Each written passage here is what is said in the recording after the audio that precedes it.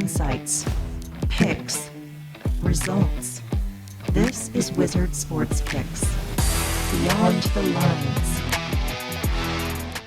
Welcome to another edition of Beyond the Lines presented by Wizard Sports Picks for Friday, March 13th. Ian Cameron with you, and it is March Madness in full force. We hope you're enjoying the madness. We hope you're enjoying all the wall-to-wall, day and night college basketball action here on this conference tournament week. And to think we're just getting started.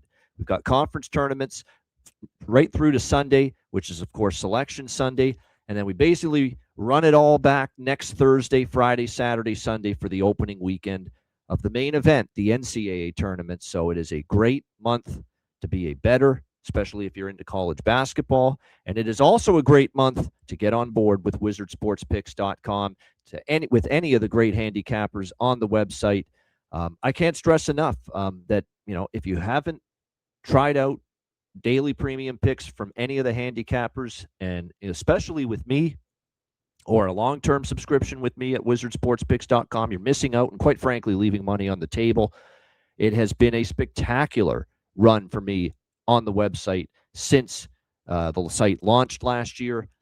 Happy to say and very proud to say that I finished the season number one on the website in NFL football this past season. And currently, I am the number one ranked handicapper in both college basketball and NHL this season. It has been a great season in both sports. It's also been a profitable NBA season for me so far at wizardsportspicks.com. And I am looking to keep building the profits for customers, clients on the website, and for myself personally. So make sure you get on board. It has been great since the site launched with the results, and we're going to look to keep it going. Again, we've got college basketball day and night throughout conference tournament action. And quite frankly, that's going to continue next week with NCAA tournament action as well. And don't forget, there's going to be NIT tournament as well. Some of the other secondary tournaments will be going on. The Crown tournament, which is held in Las Vegas, is going to be back again this year. So I'm sure handicappers on the site will have plays for that. So it's a great time of year with college basketball taking over here in March. But that's not all. NHL and NBA are still going on a daily basis as those two sports get closer to the playoffs. MLB is right around the corner as the baseball season is set to begin. So there's lots going on. Make sure you get to the website and check it all out at wizardsportspicks.com. And, of course, if you're just interested in free plays, you can enter your email address on the homepage to get free picks sent to your inbox each and every day. All right, let's get into two games that we're going to look at in college basketball conference tournament action for Friday. We will begin with a game in the Atlantic 10 tournament. It's St. Bonaventure taking on Dayton in the A10 tournament quarterfinals. PPG Paints Arena in Pittsburgh, the venue for this game. Dayton, 6.5, 7-point favorites, 140.5 the total, the current line in this game. St. Bonaventure, 2-0 straight up and against the spread in this tournament so far. They won convincingly in blowout fashion against LaSalle in the first round, and then in a thriller against George Mason, St. Bonaventure wins a second consecutive game in the A10 tournament, and now we'll be looking to make it 3 wins in a row in this tournament as they take on the Dayton Flyers, who finished the season playing some pretty good basketball, save for the loss to VCU on their home court down the stretch of the regular season. Outside of that, Dayton played very well down the stretch. But there's still a question in my mind about Dayton laying points, in this kind of a price range away from home on a neutral court. And Dayton sometimes has gone into offensive lulls in some of their games where they haven't been able to make shots consistently. And that's concerning, in this kind of a price range. And it's very difficult not to underestimate the impact of the announcement just before the tournament that longtime St. Bonaventure head coach Mark Schmidt would be quote-unquote retiring, although a lot of the reports are that he's kind of being forced out by Adrian Wojnarowski, the GM of the St. Bonaventure team. Who knows what's accurate and what's not. But either way, Mark Schmidt's done after this season. And when you look at the way these players have rallied around this situation, for a St. Bonaventure team, let's not kid ourselves, they haven't had a very good season. But you look at the way they've played, the effort, the intensity, the great defense we've seen from St. Bonaventure. I mean, LaSalle and George Mason were not able to get a ton of clean looks against them. They have ratcheted up the defensive intensity. We are seeing St. Bonaventure really playing hard here for their head coach in his final games with the program. And I think they're playing at a level right now that can keep them in this game. Let's not forget, these teams played just once in the regular season head-to-head. Dayton won, but only by 2 points. It was a very close game, very competitive game throughout. Dayton only emerged with the 2-point victory. In fact, St. Bonaventure is 4-0 against the spread in the last 4 meetings against Dayton. And I wouldn't be surprised to see them give Dayton a game here on Friday afternoon either. So I'm going to take the points here with St. Bonaventure. They are getting 7 in this game against Dayton. And I will take the 7 with St. Bonaventure. St. Bonaventure plus 7 against Dayton in A10 quarterfinal action for my first selection here on this edition of Beyond the Lines for Friday, March 13th.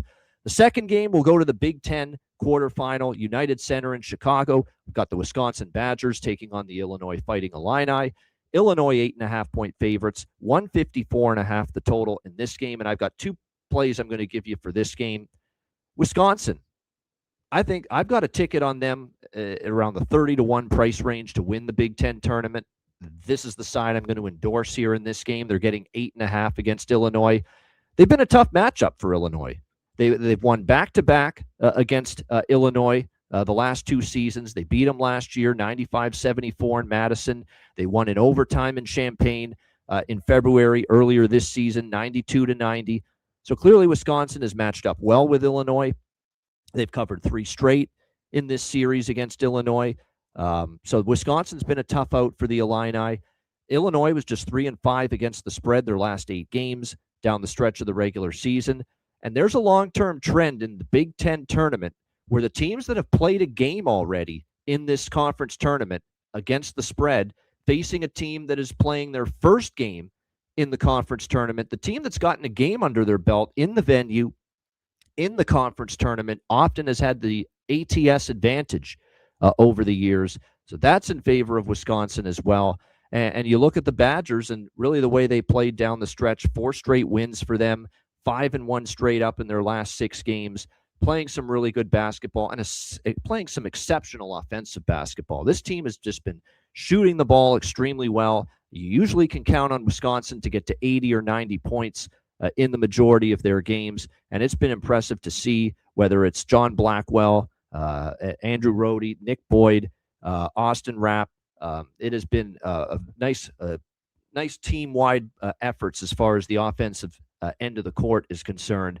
And it's been an offense that's given Illinois some problems because Illinois has given up 83, 87, 80, 70, 95, and 90.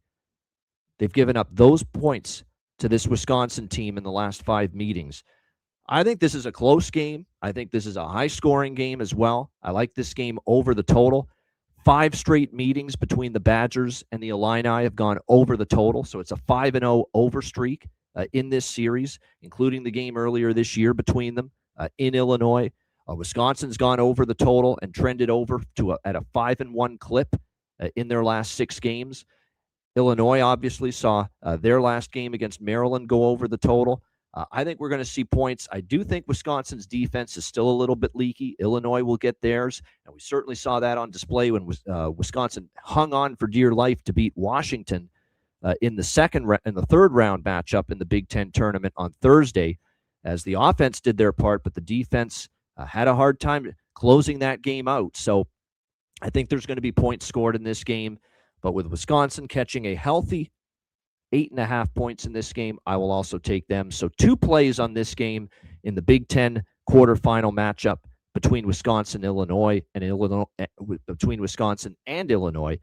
Wisconsin plus 8.5 and Wisconsin, Illinois over 154.5.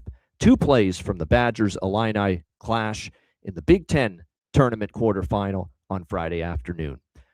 That's a wrap for this edition of the show. Thanks for tuning in, and make sure you check out the website, wizardsportspicks.com, and get on board with any of the great handicappers throughout this very busy but very profitable month of March. Enjoy the games and good luck. Cash your tickets. Enjoy all the madness and all the mayhem in college basketball and all the other sports for that matter.